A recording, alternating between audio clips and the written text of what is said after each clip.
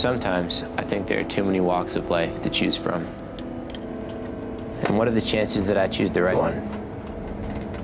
That any of us do, really. And if we try one and find it ill-suited for us, we're left with less time to figure it all out. Then we go through the process over and over until we find ourselves old and hollow, or settle for something, and end up much less than the sum of our hopes and dreams. That's one of my greatest fears. I think that's why I live in a van right now. I was afraid to miss something that lies hidden in the hills and valleys, amidst the sprawling unknown that starts beyond my doorstep and stretches endlessly to where the horizon kisses the sky.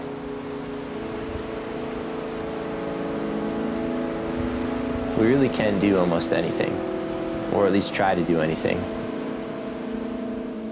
This is something I can feel when I'm sitting behind the wheel and have nothing, save for myself, to tell me where to go.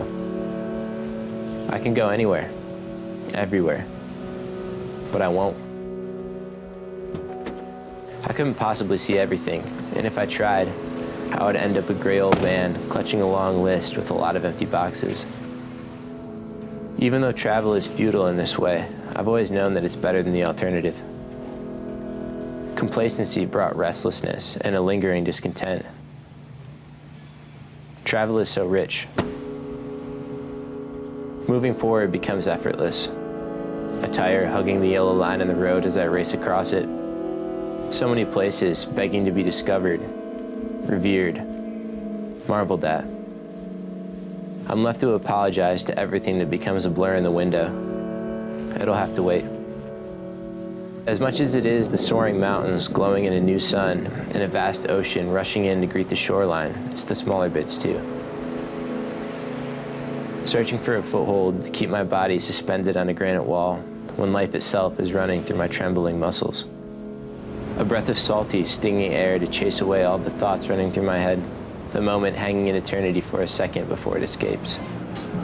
Meeting a stranger or seeing hordes of them and remembering that I am only a speck in the beautiful mess of humanity. So many faces, each with their own story veiled behind their eyes. More than you and me.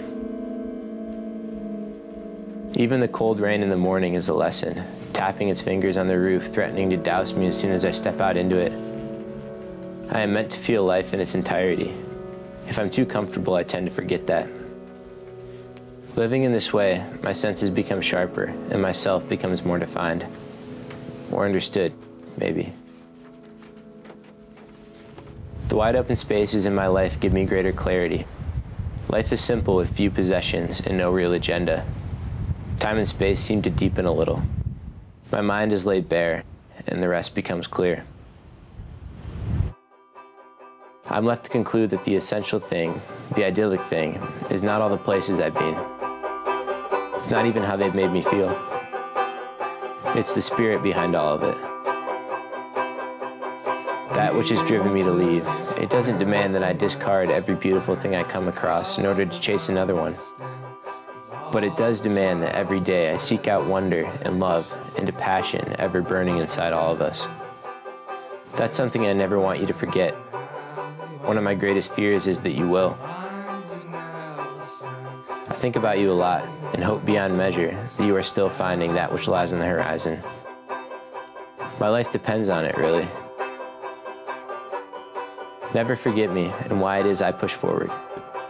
Don't settle in and forget what makes your heart soar and your breath catch in your throat and your eyes widen in awe, wonder, and joy.